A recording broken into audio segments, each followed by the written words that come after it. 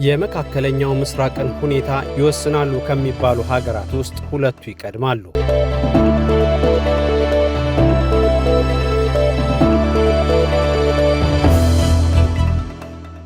የመካከለኛው ምስራቅን ሁኔታ ይወስናሉ ከሚባሉ ሀገራት ውስጥ ሁለቱ ይቀድማሉ። ሳውዲ አረቢያ በራስ አቅም በሚደረግ ለውጥ፣ እስራኤል ደግሞ ከምዕራቡ ዓለም በምታገኘው ድጋፍ በመካከለኛው ምስራቅ የሚሆኑ ጉዳዮችን በመወሰን ዓመታትን ዘልቀዋል። ሳውዲ አረቢያ በአሜሪካና እስራኤል የቀረበላትን የአብርሃም ስምምነት ወደ ተግባር ላለማስገባት በበርካታ ሰበቦች ወደ ኋላ ስትጎትተው ኖራለች። ይህ ጉዳይ በሳውዲ መንግስት ሙሉ ለሙሉ ተቀባይነት እንዲያገኝ በተለይ አሜሪካውያን መሪዎች በተደጋጋሚ ሙከራዎችን አድርገዋል። አሜሪካ በንግድ፣ በጦር መሳሪያ ግዢና ሽያጭ፣ በኢንቨስትመንት ሰበብና በሌሎችም ሳውዲ አረቢያን ለማግባባት ብዙ ጥረት አድርጋለች። ባለፈው ዓመት ወደ ሪያድ ተጉዘው የነበሩት ፕሬዝደንት ዶናልድ ትራምፕ ይህንን ጉዳይ ለመቋጨት ትልቅ ዕድል እንደነበራቸው በቴል አቪቭ መንግስት ባለስልጣናት በኩል ተስፋ ተደርጎ ነበር። ይሁንና ፕሬዝደንቱ ሪያድ ሲደርሱ የጠበቃቸው የኢንቨስትመንት ድግስ ሐሳቡ በይደር እንዲዘጋ አድርገዋል።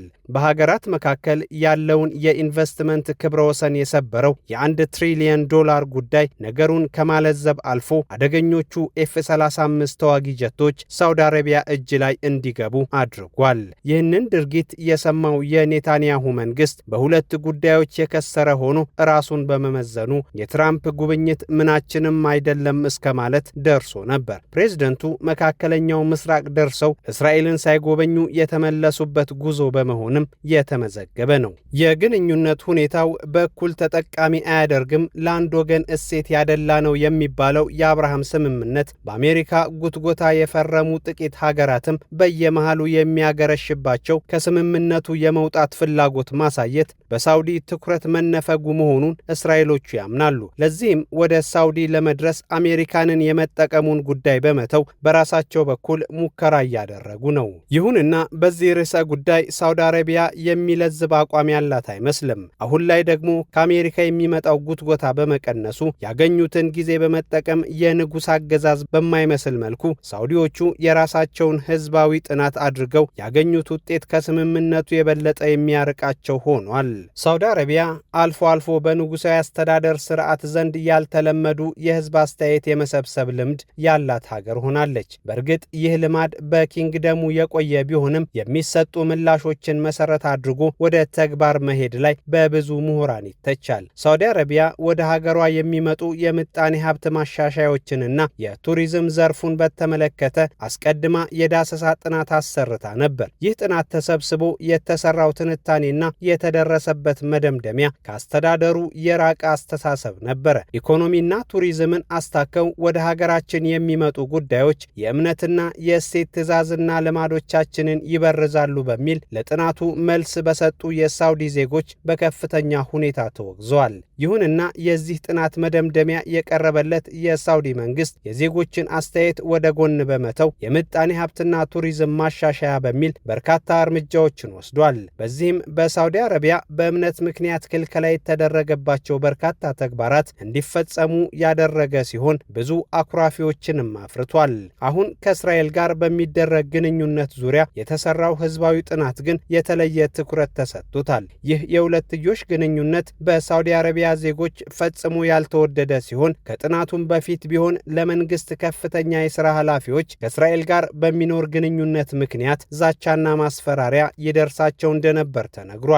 በዚህ ረገድ ሙሐመድ ቢን ሰልማን ራሳቸው ማስጠንቀቂያ እንደደረሳቸው በ2024 ልዑሉ ከአሜሪካውያን ጋር በነበራቸው ስብሰባ ላይ ተናግረዋል። ከዚህ ጉዳይ ጋር በተያያዘ ነሐሴ 2025 በታተመ የህዝብ አስተያየት ከእስራኤል ጋር ስለሚደረግ ግንኙነት ያላቸው አተያይ 99 በመቶ የሚሆነው አሉታዊ መልክ የታየበት ስለመሆኑ አመላክቷል። ይህ አተያይ በ2023 መጀመሪያ ላይ 13 በመቶ የነበረ ሲሆን በ2020 ደግሞ 41 በመቶ እንደነበር በየወቅቱ የተደረጉ ጥናቶች ያሳያሉ። ታዲያ አሁን ላይ ምን ከፍ አደረገው ብሎ ለሚጠይቅ መልሱ ቀላል ነው።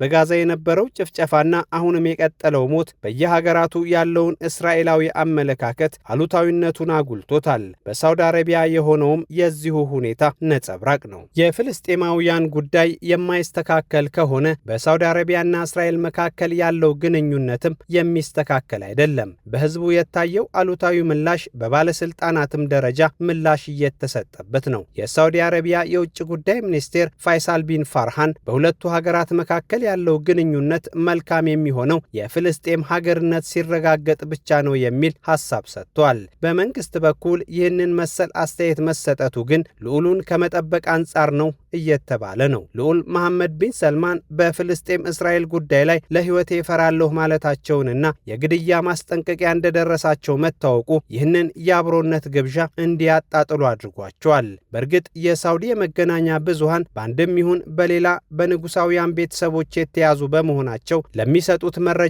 የሚያቀርቡት ማሳመኛም ከዛው የሚቀዳ ነው። በመሆኑም የሚያስነግሩት የህዝቡን ፍላጎት ቢሆንም በተግባር ግን የተለየ ስራ ሊሰሩ ይችላሉ የሚል ጥርጣሬ በብዙዎች ውስጥ አሳድሯል። ሳውዲዎቹ ወደ መደበኛ ግንኙነት ከመግባት በሚል አንዳንድ ክልከላዎችን በመፍቀድ ጥያቄውን ማለዘብ የፈለጉ ይመስላሉ። በሳውዲ አረቢያ አየር ክልል ውስጥ ክልከላ የተደረገበት የቴል አቪቭ አየር መንገድ በአንዳንድ ሁኔታዎች አየር ክልሉን እንዲጠቀም ፍቃድ ተሰጥቶታል። ይህ ሁኔታም ቢሆን ለእስራኤል እንጂ ሳውዲ አረቢያን የሚጠቅማት አንዳች ነገር የለም የሚሉ ጠያቂዎች አሁን ተነስተዋል። እስራኤላውያን ሰሞኑን የጀመሩት ወደ ዓለም መልካም እይታ የመመለሱ ሁኔታ ወደ ሁለት አቅጣጫ እንዲዘረጉ አድርጓቸዋል። በሳውዲ በኩል ያለው ጉዳይ በቅርቡ እንደማይሳካ የተረዱት ቴል አቪቮቹ በኳታር በኤምሬትስና በሌሎችም በኩል የጀመሩት ደጅ ጥናት አልሆነላቸውም። በመሆኑም ኤዥያና አፍሪካ የእስራኤል የዲፕሎማሲ መስመር ማስመሪያ ሆነዋል።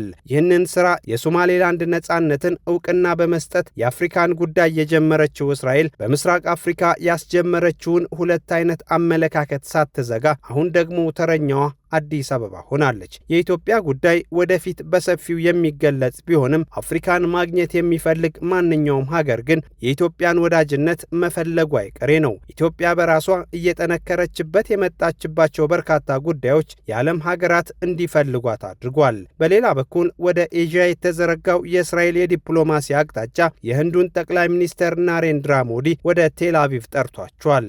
በእርግጥ የሞዲ ወደዛ መሄድ በብዙዎች የተወደደ አልሆነም። ተቃውሞ የጀመረው ከዛው ከህንድ ሲሆን የሀገሬው የኮሚኒስት ፓርቲ ቀዳሚ ሆኗል።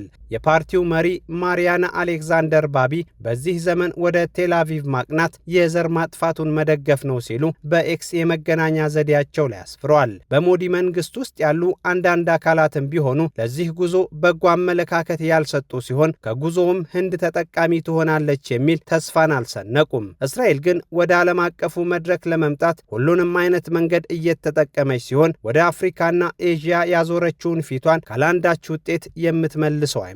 ነገር ግን አካሄዱ በሙሉ ጥንቃቄ እንደሚያስፈልገው ምክር ሐሳብ እየተሰጠ ነው። በዚህ ረገድ ህንድም የራሷን ጥንቃቄ እንድታደርግ ከሀገር ቤት ባለፈ ከሌሎችም አካላት ሐሳብ እየተሰነዘረላት ይገኛል። በኔዘርላንድ ዩኒቨርሲቲ ኦፍ ሌይደን ረዳት ፕሮፌሰር የሆኑት ኒኮላስ ባርሌ እንደሚሉት ህንድ ከእስራኤል ጋር በምታደርገው ግንኙነት ዓለም አቀፍ ወዳጆቿን እንዳያሳጣት የሚል ምክር ለግሰዋል። ህንድ ፍልስጤምን በመደገፍ ታሪካዊ ትስስር ያላት ሀገር ናት ያሉት ፕሮፌሰሩ ይህን ትስስሯን በተለይ እንደ አውሮፓውያን አቆጣጠር ከ1947 ጀምሮ ያጠናከረችው ሲሆን የፍልስጤም እውቅናን ሰጥታ ለሚደረገው የዌስት ባንክ መስፋፋት ስትቃወም መኖሯ ትስስራቸውን ያጠናከረ ጉዳይ ነው። የተነሳንበት የሳውዲ እስራኤል ግንኙነት ግን በአማራጮች የተሞላ ሆኖ ወደ ዋናው አጀንዳ መሻገር አልቻለም።